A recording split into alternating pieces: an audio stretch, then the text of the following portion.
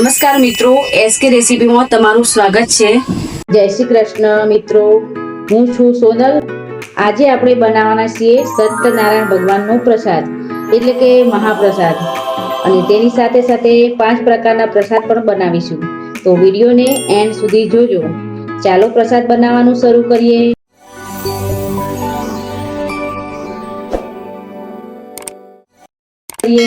તો હવે પ્રસાદ બનાવવાની સામગ્રી જોઈ લઈએ। સોજી, ખાંડ, ઘી, ઇલાયચી પાવડર, દ્રાક્ષ, કાજુ બદામ અને દૂધ। પહેલા તો આપણે દૂધ ગરમ કરવા મૂકી દઈશું। બાજુમાં દૂધ ગરમ થઈ રહ્યું છે ત્યાં સુધી આપણે એક પેનમાં થોડું ઘી ઉમેરીને કાજુ બદામને થોડા સાતળી લઈશું। તો હવે તમે જોઈ શકો છો કે કાજુ બદામ સતળાઈ ગયા છે, તો વાડકીમાં કાઢી લઈએ। દૂધને એક ઉભરો આવી ગયો છે, તો આપણે ગેસ બંધ કરી દઈશું। હવે આપણે મહાપ્રસાદ બનાવીએ। એના માટે આપણે ઘી ઉમેરીશું। હવે સોજી નાખીશું, તેને શેકીશું। સોજીને ત્યાં સુધી શેકવાની છે જ્યાં સુધી તેનો દાણો ફૂલી ન જાય અને સુગંધ આવવા ના લાગે। મિત્રો, સોજીને બ્રાઉન નથી થવા દેવાની, બસ સુગંધ આવવા લાગે ત્યાં સુધી જ શેકવાની છે। સોજી હંમેશા જલ્દી શેકાઈ જ જાય છે।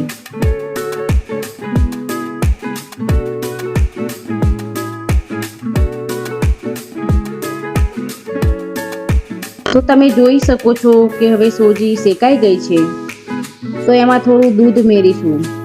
દૂધ એકી સાથે નથી નાખવાનું, ધીરે ધીરે નાખીશું।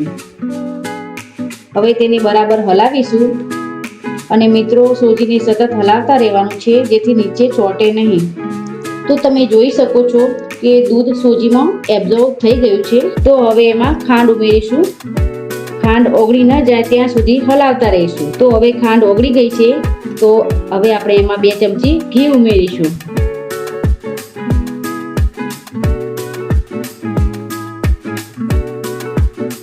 તો તમે જોઈ શકો છો મિત્રો, પ્રસાદ સરસ રીતે તૈયાર થઈ ગયો છે। હવે એમાં ઇલાયચી પાવડર નાખીશું જેથી એનો સ્વાદ ઓર વધી જાય, અને બરાબર હલાવી દઈશું અને 5 મિનિટ સુધી ઢાંકી રાખીશું। ત્યાં સુધી આપણે બીજો પ્રસાદની તૈયારી કરી લઈએ। તો આપણે પંચામૃત બનાવવાનું છે। પંચામૃત બનાવવા માટે એક બાઉલમાં 1 વાટકી દહીં, 1 મોટી વાટકી દૂધ, 2 નાની ચમચી ઘી, ત્યારબાદ મધ અને પછી સાકર નાખીને મિક્સ કરી લઈશું। પંચામૃત 5 તત્વોનું બનેલું છે, અને આ 5 તત્વો ભેગા મળી એક અમૃત બને છે મિત્રો, જેને આપણે પંચામૃત કહીએ છીએ। ભગવાનના કોઈ પણ પ્રસંગમાં આપણે અચૂક બનાવીએ છીએ। પંચામૃત તૈયાર થઈ ગયું છે, તો હવે મહાપ્રસાદને એકવાર ચેક કરી લઈએ। તો જોઈ શકો છો કે પ્રસાદ તૈયાર થઈ ગયો છે। હવે એમાં કાજુ બદામ અને દ્રાક્ષ ઉમેરીશું।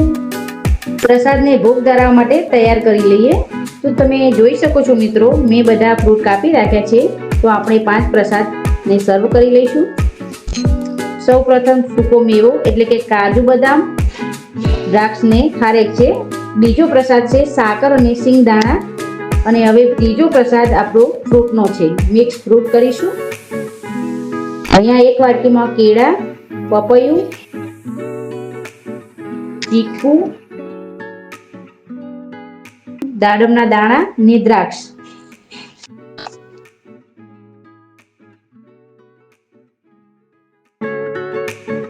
હવે ભગવાનનો પ્રિય પ્રસાદ એટલે કે મહાપ્રસાદ મૂકીશું। તો હવે મિત્રો, સત્યનારાયણ ભગવાનના 5 પ્રકારના પ્રસાદ તૈયાર છે। તો મિત્રો, તમને અમારો વિડીયો ગમે હોય તો વિડીયોને લાઈક કરો, શેર કરો, અને એસકી રેસીપીને સબસ્ક્રાઈબ કરવાનું ના ભૂલતા। અને આ પ્રસાદને ઘરે બનાવવા જરૂરથી ટ્રાય કરજો। તો મિત્રો, મળીએ નવા વિડીયોમાં નવી રેસીપી સાથે। જય સત્યનારાયણ।